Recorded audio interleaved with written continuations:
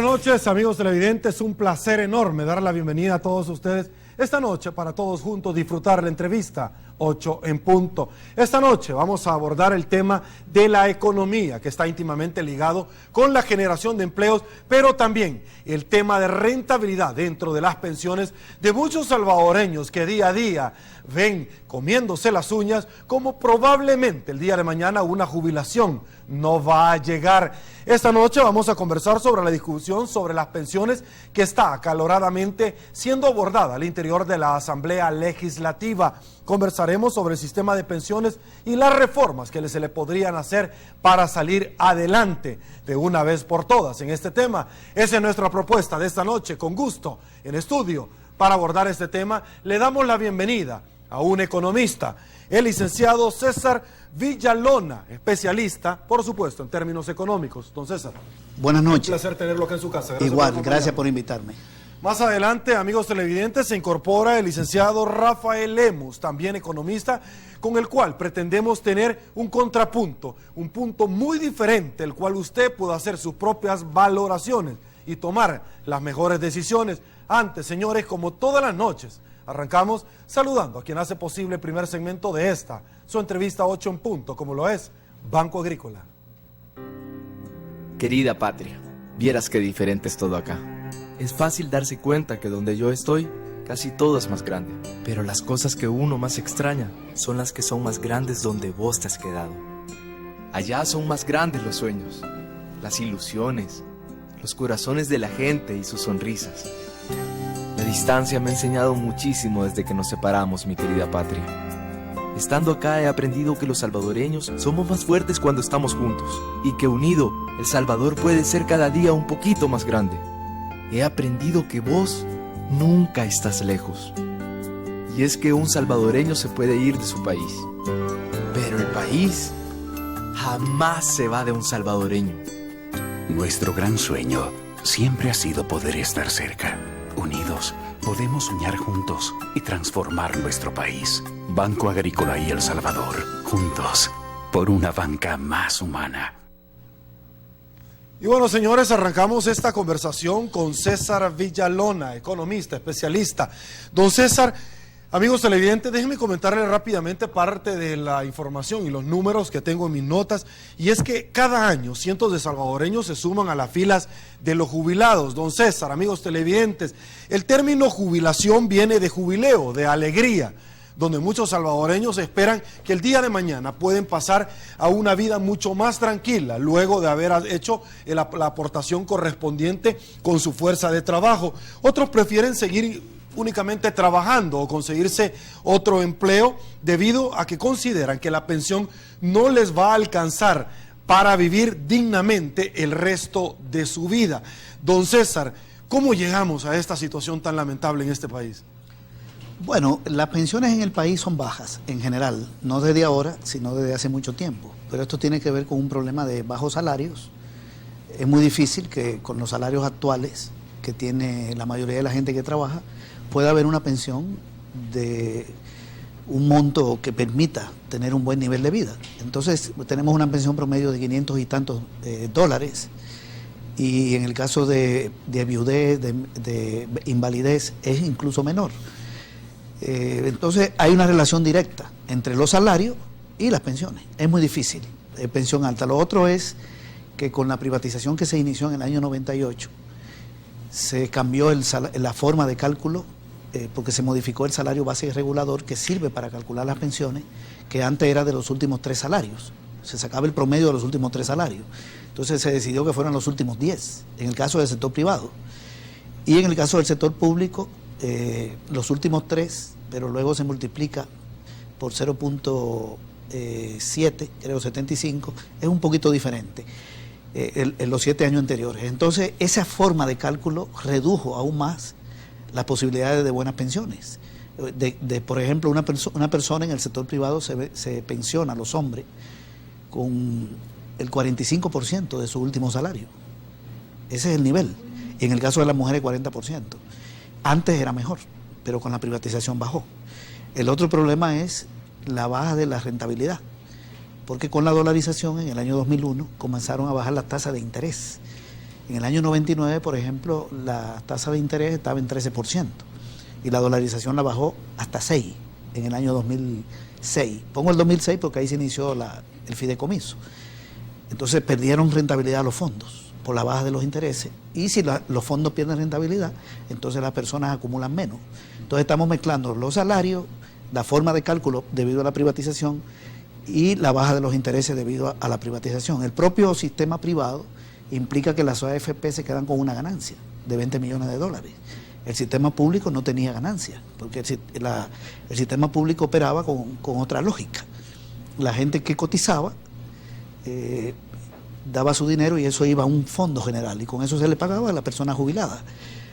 Y se cubría el costo administrativo del Seguro Social, del INPE, según si fuera empleado privado o público, y luego con el resto del dinero, que eran las reservas técnicas, se invertía. El resto del dinero se invertía, aunque sabemos que hubo mucha corrupción en los gobiernos de esa época también. Pero con las AFP surge una comisión que estaba en 2.70 de cada $13, o sea, 21%. Es decir, a ti te quitan dinero y una AFP agarra tu dinero y, lejos de pagarte un interés, como hace un banco, ¿verdad?, lo que hace es que te quita el 21% de tu dinero. ¿Por la administración de Sí, eso? por la administración. De ahí saca su costo administrativo y saca su ganancia. ¿De dónde saca? De esa De comisión. la generación de intereses que puede... No, de la comisión. De la comisión. Lo voy a poner en un ejemplo muy sencillo. Si yo tuviera un salario de $100, me descuentan 6.25 y el patrón pone 6.75, eso da 13.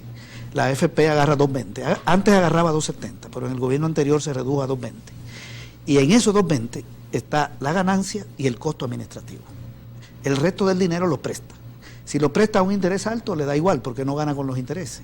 Y si lo presta a un interés bajo, le da igual. Es decir, la AFP no tiene estímulo para utilizar el dinero de la gente y colocarlo a un buen interés para que le dé alto rendimiento. Eso también afecta los recursos de la gente en las AFP. Ok, don César, mi objetivo es ir desnudando poco a poco una gran cantidad de falencias, porque yo he conversado con diferentes personalidades en esta tribuna de entrevistas sobre este tema y yo se lo voy a transmitir a usted. Y una de las primeras preguntas que ciertamente vienen dadas es con el argumento de compartir algún tipo de información precisamente para que usted pueda hacer las reflexiones del caso. Desde 1998 la AFP crearon un sistema en el que cada uno ahorra en su propia cuenta de retiro. Este sistema es administrado por privados. El Partido Arena sostiene que el sistema debe de mantenerse administrado por privados y no un tema mixto, ni tampoco que este pudiera volver a manos del Estado, de la cosa pública del Estado. Actualmente, para información, hay 600,000 personas cotizando y más de 4.4 millones de salvadoreños que se encaminan a la vejez y no tendrán una vida digna. Explíqueme con las palabras más sencillas, don César, cómo es que en su momento se dijo de que aquel sistema del INPEP no era el indicado y íbamos a la banca rota. Y ahora vamos, luego de un par de años, al mismo lugar donde se nos dijo que no íbamos a llegar.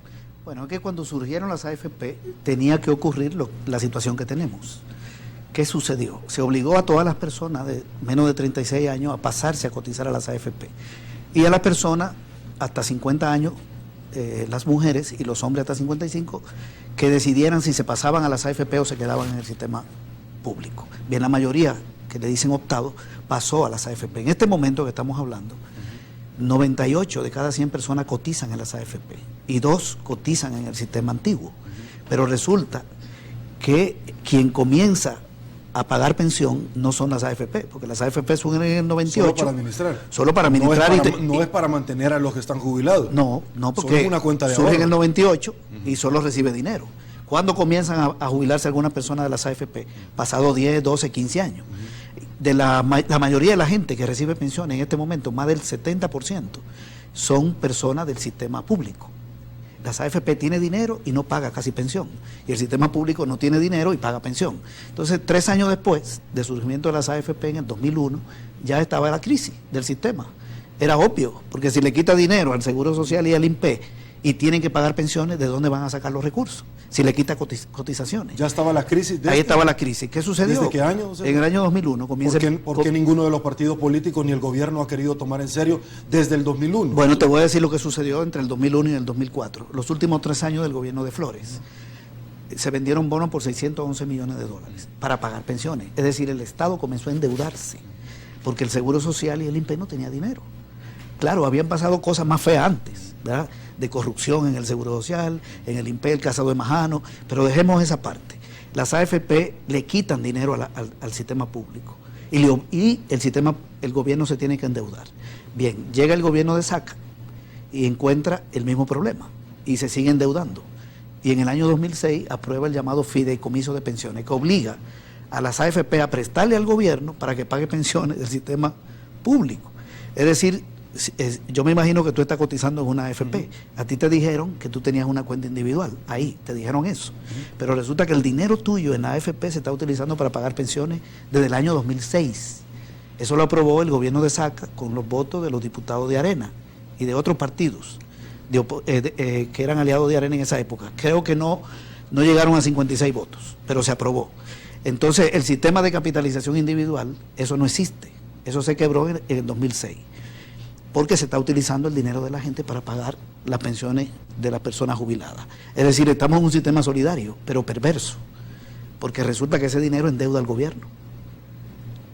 Pasa como deuda y luego se paga la pensión y el gobierno le debe a las AFP más de 5.000 millones de dólares. Bueno, pero además de que le debe, la AFP no le está pagando la rentabilidad como coloca los empréstitos en términos internacionales. Ahí vino otro problema, porque aprobaron que los intereses se iban a calcular en base a una tasa de interés internacional llamada LIBOR, que estaba en 5.25, más 0.75. Eso daba un poquito más de 6. Eso es en el 2006. Y en el 2008 esa tasa de interés internacional está bajísima. Y los rendimientos andan por 2%, 2.5 más o menos por ciento. Pero para colmo, en el 2008 hay una inflación de 5%. Y la tasa entonces real se reduce en un poquito más de 2. Ya en el 2008 era negativo los rendimientos, en el 2008 no se hizo nada. Llegaron las elecciones de nuevo, hubo cambio de gobierno, el fideicomiso ha continuado, no se ha resuelto el problema, a eso es que se le va a buscar salida ahora. Las AFP siguen prestándole al gobierno para pagarse pensiones, porque el sistema público no tiene recursos porque le quitaron cotizantes. Eso tenía que suceder. O sea, la gente que decidió la privatización tenía que saber que 3, 4 años después ni el Seguro Social ni el INPE iban a tener dinero para pagar pensiones y que lo iba a tener que asumir el gobierno central. Tenían que saberlo. ¿Cómo ve usted la resolución de la Sala de lo Constitucional, don César? Bueno, que sale al paso y les dice, señores, ustedes me van a equiparar lo que ustedes pagan a un empréstito al contraer como gobierno a también el préstamo que ustedes le pueden realizar a las AFP. No solamente cómo lo ve en el contexto mismo de la ejecución de una sentencia que es de estricto cumplimiento, cómo lo ve en un segundo gobierno de un partido de izquierda que criticó precisamente eso que hizo el Partido Arena. Sí, la resolución de la Sala no obliga a fijar una tasa de interés. Lo que pide es que se haga de otra manera. O sea, que se calcule de otra manera, que no sea la tasa LIBOR más 0.75. Tengo entendido que la Asamblea Legislativa está discutiendo el tema y hay varias posiciones. Se está planteando que pueda ser entre 3 y 4 más 0.25. Otro partido plantea un 7. Eso depende, ¿verdad? Si es un 7, podría afectar bastante la finanza pública, aunque beneficia a la gente. ¿Cuál es el interés, don César, de un préstamo a corto o a largo plazo que adquiere el gobierno internacionalmente? Eso depende. Hay préstamos a 6%, hay préstamos a 7%, varía. ¿Sí? Depende del tiempo, ¿no? Depende del tiempo y del momento en que se hizo. ¿No debería de andar también, depende del tiempo y el monto y cómo se hizo el préstamo que se hace a la AFP? Podría ser, pero puede haber otra salida. Se podría aprobar, por ejemplo, un 4% más un porcentaje y reducirle la comisión a las AFP. Y al reducirle la comisión a las AFP y utilizar los fondos para proyectos de desarrollo, generar más rendimiento para la gente, sobre todo bajando la comisión. Lo otro que se puede hacer, que yo sugeriría, es que las AFP no ganen con la comisión, sino que corran los riesgos que corren los bancos. ¿Con los intereses? Sí, si tú depositas $1,000 en un banco, te pagan una tasa de interés, no sé cómo andará, tal vez 3%. La AFP no te paga por ese dinero, sino que te cobra por administrarlo. No corre riesgo. el banco corre riesgo, te paga un 3 y tiene que colocarlo a 6, 7 para tener ganancia. Entonces la AFP no tiene ese problema. ¿Por qué no decidimos que las AFP no cobra comisión? Por ejemplo, sino que pague una tasa de interés a quien deposita, la misma que paga el sistema financiero para que sea igual, que hoy puede andar por 4 o 5, para que sea igual, y que preste ese dinero a una tasa de interés más alta, y que gane de ahí. Ese sería un buen cambio. Perfecto. Don César, amigos televidentes, aguántame un ratito, ese tema me interesa desarrollarlo. Vamos a una pausa. Al regresar en 8 en punto tenemos mucho más que ofrecerles esta noche a todos ustedes, como todas las noches. Pausa, volvemos.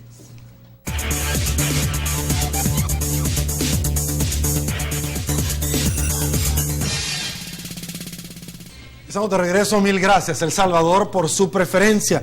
Nosotros seguimos conversando con don César Villalona, economista, sobre el tema de las pensiones. Don César, usted hablaba sobre el tema de que la comisión de las AFP estuviera íntimamente relacionada con el tema de la generación de los intereses que estos podrían producirle en determinado momento al cotizante y no por las aportaciones. Yo tengo ejemplos bien claros, por ejemplo en el Cono Sur, Chile tiene un sistema mixto, y por favor si me equivoco usted me corrige, donde de pronto las AFP ganan de acuerdo al grado de inversión que puedan tener y lo que le hacen ganar al que está cotizando. Pero también tienen invíbito el concepto de riesgo, el cual usted esbozaba con relación al tema de los bancos. Ahora, yo quiero que usted me hable de un probable sistema mixto, porque todos en alguna medida se decantan por este sistema, pero en algún momento, don César, otros tienen como un poquito de terror y dicen, porque en el pasado, yo tengo que ser honesto, las AFP pidieron la posibilidad de invertir sobre oportunidades en el extranjero y se les negó. El tema es cuando las alarmas se disparan y dicen, y si esta inversión de mis fondos al final no termina siendo la adecuada, todos perdemos. ¿Qué opinión le merece, don César? Bueno, el sistema mixto. A mí me parece que no está mal que surja una administración de pensiones pública que maneje una parte de las cotizaciones que hoy están en las AFP privadas. Eso es una necesidad. Porque si no, las AFP privadas van a tener que seguir prestándole al gobierno para que pague pensiones y la deuda va a seguir subiendo. Hay un límite establecido por la Asamblea Legislativa que es 45%, que se va a rebasar pronto en los próximos años. Hoy se le debe a las AFP como el 41%. Si se llega al 45% hay que subir entonces. O sea, no que se le debe el 41%, sino que el Estado ha utilizado el 41% de sus fondos. ¿De nuestros fondos? De los fondos que están en las AFP para pagar pensiones. Esa es la deuda, 5.000 y tantos de millones.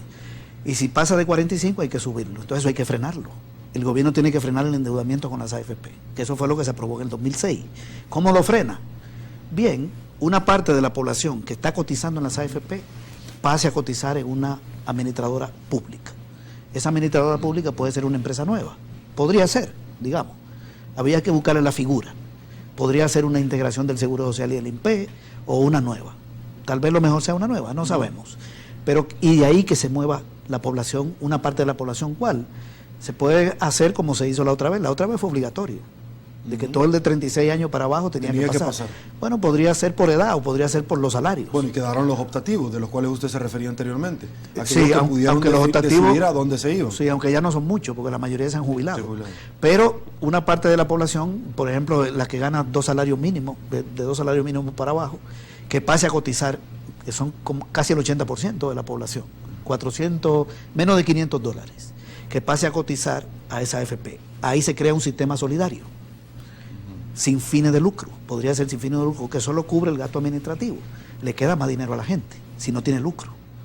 Y se paga la pensión de la gente del sistema público. Y que sigan en la AFP privada otro grupo. Ese podría ser el sistema mixto. Pero yo tomaría otras decisiones sobre las AFP privadas, porque seguirían existiendo en este esquema. Uno es bajarle la comisión, que no se queden con 2.20 de cada 3. ¿A las AFP? Sí, podría bajarse a 1.50 y no tendrían pérdida. Todavía se puede bajar más la comisión. La otra es eliminar la comisión. que ganen de acuerdo a la tasa de interés a que prestan, ¿verdad? Pagan una tasa de interés sobre el dinero que administran. De inversión que están haciendo. Exacto, como un banco. Reciben dinero de la gente, que paguen intereses, digamos 4%. ¿Quieren ganancia? Entonces que lo coloquen a 7, que lo coloquen a 8, como hace un banco, que tengan riesgo, para que se interesen en colocar bien esos recursos. ¿Existe ese modelo alrededor del mundo en algún país? El que tú estabas mencionando en Chile. Sí. ¿No tienen ningún tipo de ganancia más que la que obtienen ellos por una inversión? Ya se hizo el sistema mixto. Entonces hay que quitarle a las AFP una ganancia segura. Con la presidenta Bachelet, ¿sí? Sí, un sistema mixto. En Argentina incluso se volvió al público, pero ya con Kirchner. Después del corralito, después del problema que tuvieron. Sí, en el siguiente gobierno. Pero las AFP no tienen estímulo. Es que yo agarro tu dinero y no tengo riesgo. Entonces no prestan a la tasa de interés que le den, que sea. O sea, que el gobierno esté pagando, por ejemplo, por ese fideicomiso, una tasa de interés de 4%, por ahí anda hoy. Eso le da igual. Y si paga 20, le da igual, porque eso nutre al cotizante. Los fondos de quien cotiza no le da ganancia. O sea, no hay mayor incentivo. No hay mayor incentivo. Como alguien, con un vendedor dentro de una empresa que dice, mejor yo aquí me quedo porque de todas formas la plata va a llegar. Exactamente, o como un banco, que es el mejor ejemplo, digamos, que administra dinero de la gente, dinero de la población, y tiene riesgo porque paga interés y tiene que colocar bien. La AFP no corre riesgo, sino que agarra una comisión de su ganancia, se ganan 20 millones. Cuando se bajó... ¿20 millones cuándo? ¿Al año? En el año 2014 la ganancia de las dos AFP fue de 20 millones de dólares. ¿Desde cuándo existen? Pero hay otra cosa. El gobierno anterior, que presidía Mauricio Funes, le bajó la comisión de 2.70 a 2.20. O sea, de 21% a 17%. Eso le costó como 4 millones de dólares. O no que le costó, sino que se pudo ahorrar para la población. Y ellas siguieron ganando. Porque la población cotizante sigue creciendo, ¿verdad? Aunque como porcentaje de la población económicamente activa, la mayoría es una población pequeña, con perdón, pero hay más cotizantes, año con año. Entonces ellas siguen teniendo alta ganancia. Es uno de esos dos mecanismos que hay que aprobarlo, o bajarle la comisión, o que tengan riesgo, que ganen sobre la colocación de los fondos. Bien, cuando se privatizó el sistema se dijo que las AFP iban a colocar bien ese dinero, que lo iban a colocar para proyectos de desarrollo. Pero en el 2006 se decidió que ese dinero se lo prestaran al gobierno para pagar pensiones. Y en el considerándum, en la exposición de motivos que sirvió de base a la privatización de las AFP, se prometió, hicieron varias promesas, pero me voy a referir a 4. La primera fue que esos fondos se iban a utilizar para financiar el desarrollo. Y el 80% del dinero se le está prestando al gobierno para pagar pensiones. Porque quebró el sistema anterior. Segundo, que íbamos a tener pensiones dignas. No sé por qué escribieron eso. Porque para que haya una pensión digna, ahí vamos al tema inicial, tiene que haber buenos salarios. O sea, si el salario mínimo... Salarios dignos. Claro, si el salario mínimo en una maquila son 2.20, 2.10, 210 dólares, esa persona no va a tener una buena pensión con ese nivel de salario. Para poner un ejemplo de un salario. Y se prometió pensiones dignas. Hoy sabemos que no, que la mayoría de las pensiones no alcanzan. Y la gente, cuando se le acabe el fondo, termina en la pensión mínima del Estado. Y el Estado tiene que pagarle pensión mínima sin haber recibido cotizaciones. Es decir, una persona se pasa años cotizando en las AFP, generándole ganancias a las AFP, se jubila, el dinero le alcanza para 5 años, pero vive 8 o vive 10. Los otros 5 lo paga el Estado, la pensión mínima, que por cierto la subió el gobierno anterior. La aumentó en más de 40%, a 207. No es alta, pero hubo un aumento, digamos. Y eso le cuesta al Estado, sin el Estado haber recibido cotización. Se prometió pensión digna, no hay. Se prometió un buen uso de los fondos en función del desarrollo, tampoco.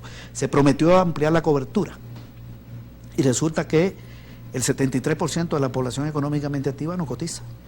Están afiliados. Hay más gente afiliada que la población económicamente activa, 2.8 están afiliados. Pero la mayoría ha hecho una cotización o 2 o 3 y son 300. Ahora, don César... con perdón, y lo último que se prometió fue la sostenibilidad financiera del sistema. Y no la tienen porque ya estamos discutiendo la crisis que hay financiera. Ahora, don César, ¿cómo estimulamos al conglomerado salvadoreño que nos está viendo esta noche, como todas las noches, en 8 en punto, cuando se le está diciendo que hemos llegado nosotros, como usted muy bien lo ha descrito, a un sistema perverso, en un sistema donde no van a tener el día de mañana una pensión digna, donde de pronto el gobierno gobierno para pagarles a las personas que ya se jubilaron, tienen constantemente que estar solicitando préstamos internacionales que a la larga alguien tiene que pagar porque no hay cena gratis. ¿Cómo se les indica a ellos que el día de mañana, con la inflación que tenemos, la plata que puedan ahorrar ahorita les va a servir para el día de mañana, cuando el dólar, es decir, dentro de nuestro país, con el tema de la inflación, el poder adquisitivo sea menor? ¿Cómo le decimos al comercio informal que se acerque a cotizar? ¿Cómo le decimos a los salvadoreños en el exterior que vengan a cotizar también con todo ese panorama negativo? Bueno, pero va a tener una solución. Por eso yo creo que la solución no es solo financiera. Yo creo que hay que aumentar la pensión mínima, por lo menos a $300, que es el salario mínimo en el gobierno. No sería todavía muy alta, pero habría una mejoría si se lleva $300. Eso le costaría al gobierno $11 millones. No es una cifra descabellada para un presupuesto cercano a los 5 mil millones, que va a ser el del año que viene. También creo que hay que mejorar los salarios. Te voy a dar algunos datos. Nosotros tenemos uno de los salarios mínimos más bajos de Centroamérica, solo comparable con Nicaragua. Y Nicaragua lo tiene más alto en la pesca. El salario mínimo en el campo aquí está en $118, y en la corta de café y azúcar está en 98. En Guatemala está en 344, y en Honduras está en 284. En Costa Rica ni lo menciono. El salario mínimo más bajo de Costa Rica es el de las empleadas domésticas, y está en 315, y el más alto de aquí es 300 en el estado. Y eso que se subió, y que ha habido aumento en los últimos años, incluso en el sector privado. Bien, en Maquila está en 210 aquí, en Guatemala está en 320, y en Honduras en 270. En industria y comercio, comercio y servicio está en 251 aquí, en Guatemala está en 344, igual que el del campo. Y en Honduras supera los $400. En Costa Rica el salario promedio mínimo se acerca a $500. Y en esos países hay más inversión extranjera. Y en esos países crece más el PIB. Y en esos países están invirtiendo los grandes empresarios de acá, está invirtiendo la familia Poma, están invirtiendo la familia Simán, donde están los mejores salarios, ¿verdad? Entonces, se necesita una mejoría de salario para que la gente cotice más y al final pueda tener una mejor pensión. Hay que subir la pensión mínima, yo creo que eso está en la propuesta del gobierno, y hay que ampliar el programa de pensión básica universal que inició el gobierno anterior para las personas pobres de más de 70 años. Pero ayúdeme a entender algo antes de irme a una pausa comercial, porque obviamente todo está íntimamente relacionado, existe una simbiosis. Usted me dice, mire, estructuralmente el tema no solamente es de plata, perfecto, el tema es que, como usted me lo acaba de plantear, y los números de crecimiento del área centroamericana, según datos de la CEPAL, El Salvador no crece ni el 1%, con mucho respeto, porque obviamente en alguna medida el grado de inversión de ciertas empresas internacionales no vienen con la intensidad que van a otros países también centroamericanos. Entonces, ¿cómo traemos inversión a este país cuando no está viniendo? Al contrario, muchas empresas relativamente se están yendo o prefieren simple y sencillamente moverse y que la producción se genere en otro país para que traer la comercialización. Pero existe una relación entre inversión, entre salarios y entre las AFP que se van a pagar, porque una cosa tiene que ver con la otra. Y adicionalmente, por la misma burbuja compleja en la cual estamos metidos, hay que ponerles impuestos adicionales hasta para la seguridad de nuestro país. Bueno, vamos a ver, se me quedó un punto de la pregunta anterior, que me preguntaba sobre el sector informal, cómo incorporarlo. Que ese es otro problema, la cantidad de gente que no está cotizando, que es un problema estructural, porque tiene que ver con el mercado laboral, ¿verdad? Mucha gente trabaja en empresas informales y ahí no se cotiza. Pero también tiene que ver con otros dos aspectos, esa cantidad de gente que no cotiza. Hay muchas empresas formales que no dan contratos de trabajo. Estoy hablando de empresas grandes. Y si no dan contratos de trabajo, hay almacenes donde tú llegas y le preguntas a una persona que te dice ¿qué quiere aquí? ¿Qué mercancía quiere? ¿Un contrato por escrito? Sí, no tienen contrato. Pero se presume la existencia de este, aunque no se suscriba. Pero no le están descontando para las AFP. Y otra gente tiene contrato y no le descuenta. Y lo otro es que al Seguro Social le deben $75 millones. Muchas empresas.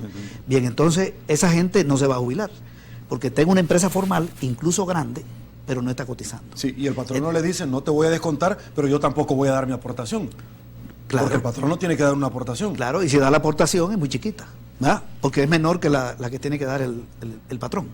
Bien, pero el sector informal, yo creo que se puede pensar en un mecanismo para que 100.000 personas, digamos, son millones. Por ejemplo, los trabajadores por cuenta propia son casi 800.000.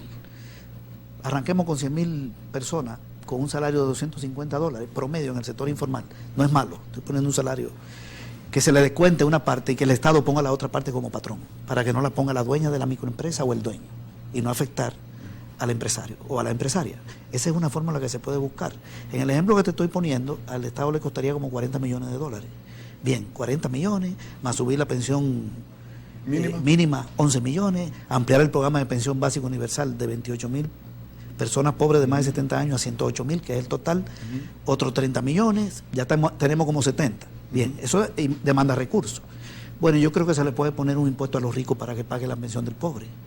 Así como hay un impuesto al cigarrillo, que daña la salud, para financiar el Fosalud. Okay, a las bebidas. A la bebida para financiar el Fosalud, o a la gasolina para el Fovial. Un impuesto selectivo. Busquémosle la vuelta. Que el rico pague la pensión del pobre. Yo creo que sería bonito. Al pueblo le caería bien. Y eso no sería inflacionario. Porque no todos los impuestos son inflacionarios. Depende. Si aumentas el IVA, por supuesto, aumentan los precios. Consigue el dinero, pero aumenta los precios. Pero si es un impuesto selectivo a un bien de lujo, por ejemplo, o a una propiedad, lamentablemente no se aprobó el impuesto a las propiedades de más de $350,000 y los ranchos en la playa. ¿Usted lo veía bien? A mí me parece bien. Esa medida me parecía muy bien. Esa de una persona que tiene una vivienda de $350,000 para arriba.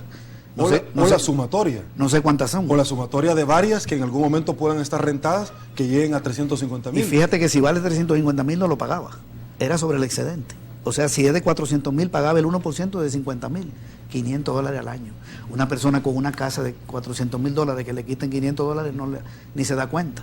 Okay. Y no se aprobó. Ese hay que retomarlo. Perfecto. Vamos a darle forma a esto en el otro segmento con relación a cuáles pueden ser las probables salidas de cara a lo que otros países, particularmente en Europa, han realizado sobre este tema. Acompáñenos, señores, a otra pausa comercial en 8 en punto. Volvemos.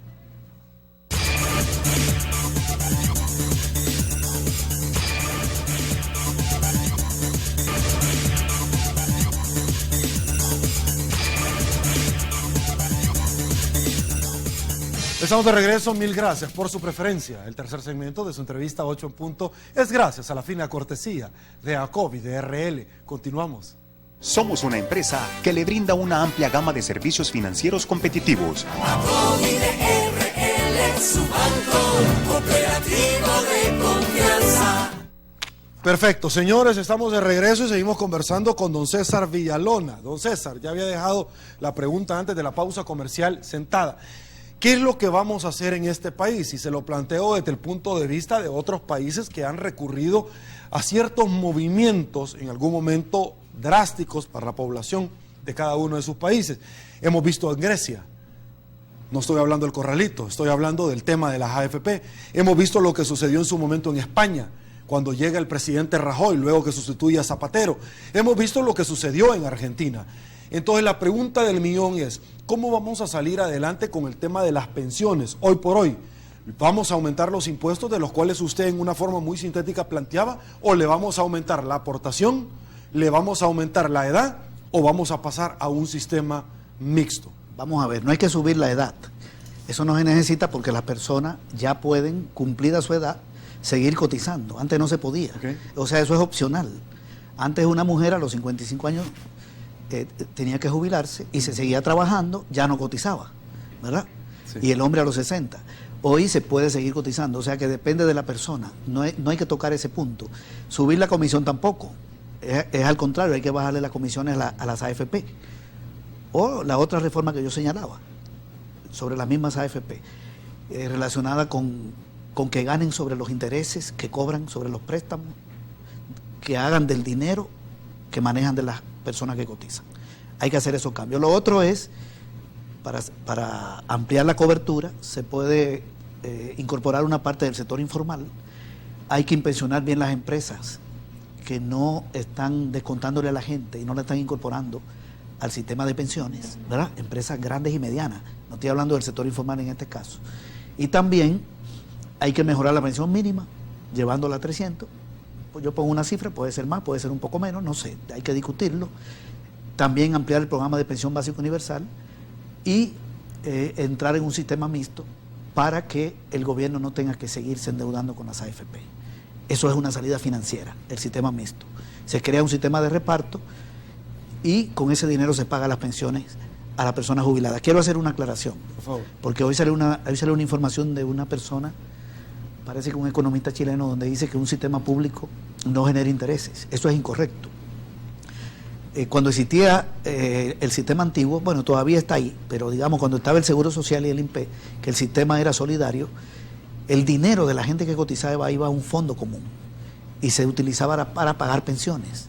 Pero otra parte del dinero era para cubrir el gasto administrativo del Seguro Social y del INPE, y otra parte, que es la que se llama reserva técnica, se invertía y esa ganaba intereses. Es decir, el hecho de que haya un sistema de reparto, que en el sistema, que en la AFP pública, digamos, se esté utilizando el dinero para pagar pensiones de la gente jubilada y no hacerlo como se está haciendo hoy, pidiéndole dinero a las AFP, no quiere decir que todo el dinero vaya para eso, sino que siempre habrá una reserva técnica que se puede utilizar para proyectos de inversión que generen crecimiento económico y que aumenten los fondos de las pensiones de las personas que están cotizando. Eso se puede. Esa es la salida financiera que yo veo. Aunque podría haber una más drástica, y es que solo se crea un sistema público, ¿verdad? Volver otra vez al sistema público. Sí, se puede crear a lo cual dijimos que no público. era correcto. Bueno, dijeron lo que privatizaron. El tema, don César, de todo Claro, esto es que al el transcurso de gobierno los no años está podríamos planteando- decir cuánto nos costó esa aventura. Bueno, pero habría que ver qué pasó con esos gobiernos. El Seguro Social surgió en el 69 y el INPE el 75. Pasaron 10 gobiernos, ¿no? Fidel Sánchez Hernández del PCN, Molina del PCN, Rivera, primera junta, golpe de Majano, segunda junta, Duarte, tercera junta, también Duarte, Magaña después, luego Duarte 84-89, Cristiana y Calderón Sol. Si ese dinero se malgastó, se utilizó mal, hay que pedirle la cuenta a los partidos que gobernaron, ¿verdad? A esos partidos. Majano no se sabe dónde anda, se fugó en el 97, el presidente era Calderón Sol. Entonces hay que averiguar qué hizo Majano con ese dinero. Fueron $4 millones, ¿por qué no se consigue ese dinero? Lo que pasa es Si que- le deben 75 millones al Seguro Social, son deuda de esos años. Entonces los que privatizaron administraron el Estado, administraban el Estado y dicen que el Estado es mal administrador. Y ellos administraban el Estado y privatizan. Lo que pasa es que llegaríamos quizás a aquella eterna pregunta, de pronto a quién vamos a procesar primero el de los delitos tanto penales como la persecución civil. Ya prescribió, a quién se la vamos a acuñar, los partidos al final se van a desplazar y al final vamos a llegar obviamente Mira, a una situación. yo creo que el lamentable. Estado no es mal administrador. Por sí mismo, el Estado puede administrar mal una empresa o puede administrarla bien. Hay empresas públicas que funcionan bien. El BFA es un banco del Estado que tiene utilidades. También tiene utilidades el banco hipotecario y tiene utilidades de más de 4 millones Bandesal. Son empresas públicas. La CEL es una empresa con altos niveles de rentabilidad, la GEO. Es decir, y hay un montón de empresas privadas que viven quebrando y cuando la quiebran la salva el Estado, incluyendo países como Estados Unidos. Cuando la crisis del 2009, quebraron cientos de bancos en Estados Unidos y los salvó el gobierno con dinero del pueblo. Público. Aquí también, cuando quebraron la banca, se saneó con dinero del pueblo y se le vendió a los grandes empresarios, ¿verdad?, que después se hicieron dueños de las AFP, los mismos, el dueño del Banco Agrícola, del Banco Cucatlán. Entonces puede funcionar bien una empresa pública y puede funcionar mal, y también puede funcionar bien una empresa privada y funcionar mal. El Estado no es mal administrador en sí mismo. En los países de Europa, los Estados tienen un peso en la economía mucho mayor que la empresa privada. En Suiza, por ejemplo, en Noruega, en Alemania, la carga tributaria es de 50%. Tiene más dinero el Estado alemán que el empresariado alemán. Don César, hay una porción, 1%, si me equivoco, por favor me corrige, dentro de toda la segmentación de la cuota, que el pensionado está pagando al sistema privado, que es para un seguro. ¿Tiene que haber esta cuota? No necesariamente, es un 1%. Eso es para nutrir las empresas de seguro de los mismos dueños de los bancos. Porque cuando Sure Confía, ¿quién es el dueño de Confía? El Banco Agrícola, el dueño de Confía, el Banco Cuscatlán. Pero el mismo dueño del Banco Cuscatlán, o el principal accionista, era dueño también de Seguro Sisa y Sisa Vida. Y los dueños del Banco Agrícola Comercial y del Banco Salvadoreño, que hoy tiene otro nombre, creo que hoy se llama Da Vivienda, eran también la familia Baldo Chivén y Simán, también dueños de AFP y de empresas de seguro. El Banco Agrícola Comercial, Seguro Sisa Vida, Hace Suiza y Hace Sisa Vida, y el Banco Salvadoreño, la Centroamericana. Entonces era como un combo, como le dice la gente. Soy dueño del banco, de la AFP y del seguro. Ese es el negocio. Eso habría que revisarlo. Ok. Vamos, don César, amigos televidentes, a otra pausa comercial. A regresar, por supuesto, lo más importante en 8 en punto, y es usted, participación ciudadana. Pausa, volvemos.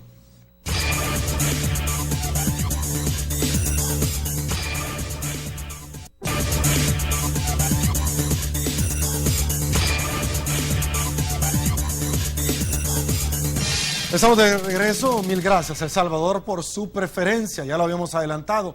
La participación ciudadana, gracias a la Caja de Crédito de Colón. Le damos lectura precisamente a sus opiniones esta noche, como todas las noches. Ale Canal, muchísimas gracias, Ale. Nos traslada, don César, su opinión significa entonces que nos han estafado con las pensiones, pregunta, porque todo lo que su invitado ha dicho jamás nos lo han explicado así. Gina, muchísimas gracias, Gina, por su preferencia.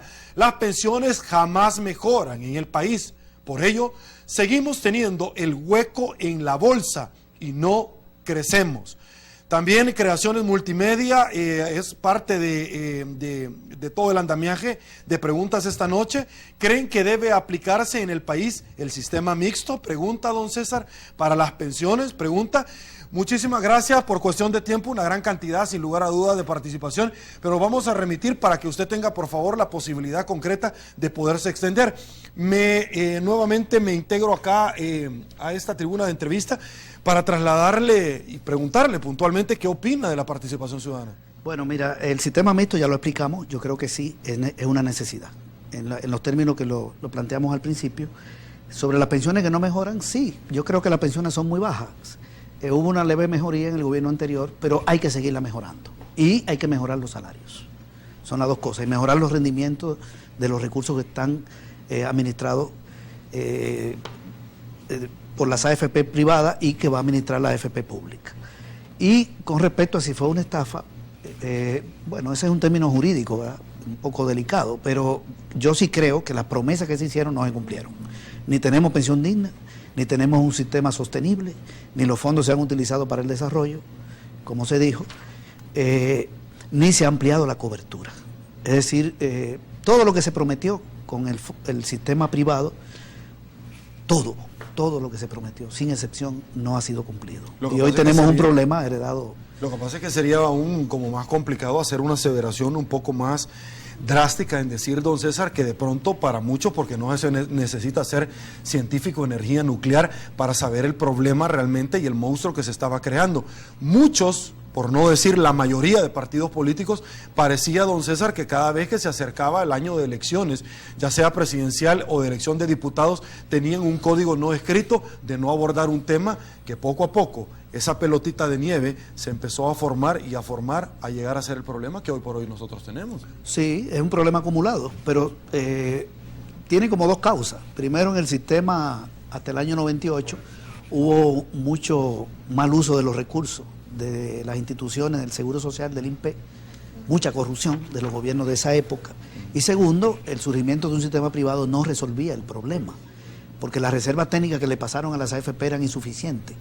Y la gente comenzó a cotizar en un sistema, se le quitaron recursos a los pensionados, o mejor dicho, a las instituciones que iban a seguir pariendo, para decirlo de una manera, pensionados y pensionadas. O sea, que es elemental. Si tú le quitas cotizante al Seguro Social y al INPE, pasas el 98% de la gente a cotizar a las AFP como es hoy, ¿de dónde va a sacar dinero el INPE y el Seguro Social? Eso lo tenían que saber los que privatizaron, que venía la crisis. Por eso yo me refería al año 2001, ahí arrancó. Y hoy tenemos ese sistema quebrado. Hay que remendarlo, hay que meter al Estado ahí. Yo preferiría incluso cotizar en una institución del Estado, es más seguro. Porque si una empresa privada quiebra, al final, ¿quién se hace cargo? Por ejemplo, cuando quiebra un banco, cuando quebró Crediza o Incepro, ¿quién asume parte de ese costo? Es el Estado. El Estado pagó a muchísima gente que perdió dinero en los bancos privados. Porque es un segmento social. Sí, y entonces yo estoy más seguro si me administra mi dinero al Estado. Pero la figura de la quiebra, por ejemplo, dentro del Código Civil o Mercantil, ¿lo exonera usted de cualquier tipo de responsabilidad? Sí, pero entonces es mejor que el Estado asuma eso, porque el Estado siempre te va a responder, te puede responder. Incluso la gente, cuando se le acaba la pensión, termina en la pensión mínima del Estado. Fíjate qué cosa más terrible. cuando tú te jubiles, de acuerdo a cómo están las cosas hoy, si no hubiera cambio, con tu salario no vas a tener una pensión que dure más de 7, 8 años. Y como tú vas a vivir 20, entonces va a terminar en la pensión mínima del Estado. ¿Y cotizaste para el Estado? No cotizaste para el Estado. Eso parece injusto, pero el Estado tiene que asumirlo. Sí, el Estado entonces somos, mejor démelo los recursos al Estado. El Estado somos todos, al final, que terminamos subsidiando a aquella persona que no le alcanzó la plata. ¿Por qué se replica este ejemplo, no solamente, don César, en el tema del INPEP hace mucho tiempo, sino que hoy por hoy podíamos nosotros tener como dos posiciones? Una de las AFP que usted me dice, mire, no es el indicado, pero también tenemos el ITFA, y el ITFA hoy por hoy está en una situación no lamentable, crítica, como dicen muchos especialistas, y es administrada por el Estado. Sí, pero bueno, ahí hay que ver qué pasó con los militares, ¿verdad? Ese es un sistema muy específico. Yo preferiría no dar una opinión sobre ese sistema, ¿sí? Okay. Tiene una problemática muy particular. Perfecto. Pregunta Aldemaro Rosa, amigo televidente, ¿la dolarización influyó negativamente sobre nuestras pensiones? Sí, porque bajaron la tasa de interés. La tasa de interés bajó de 13% a 6%. No es cierto que sea hoy cuando los intereses son bajos. Los intereses ya eran bajos en el 2006. Estaban en 6% después de haber estado en 13%. Y en el 2008 cayeron a 2.5%, más o menos 2.5, 3%. Entonces, sí, influyó en ese aspecto. No estoy juzgando la dolarización, sino su impacto en las pensiones. Sí fue un impacto negativo. Por supuesto, yo no soy partidario de la dolarización, pero ahorita no estamos analizando ese fenómeno. Pero sí, por la vía de los intereses afectó. Bueno, de hecho, Lisandro Amadeo pregunta sobre el tema de la dolarización. ¿Qué opina usted? Si yo, partiendo de la pregunta del amigo televidente, yo le preguntara a usted, no solamente el análisis que hemos hecho de las pensiones, en una forma muy general, ¿usted estaría de acuerdo con la dolarización? No. La dolarización implicó que el gobierno perdió política monetaria. Y esa es una de las razones del bajo crecimiento económico. No es la única, pero es una de las razones. Volviendo a aquella pregunta que no hemos contestado. Sí, no sé si tenemos tiempo de hablar de ese tema. Nosotros tenemos el país de Centroamérica donde menor crece el medio circulante, porque el Banco Central no puede crear moneda. El medio circulante crece 18% en Costa Rica. Esa palabra medio circulante es la cantidad de dinero que circula en la calle. Y son países que tienen más demanda, Costa Rica, Nicaragua, Honduras, porque hay política monetaria y eso genera más inversión. Aquí tenemos esa traba. La dolarización es una traba para el crecimiento. Perfecto. Don César, debo de agradecerle que nos haya acompañado.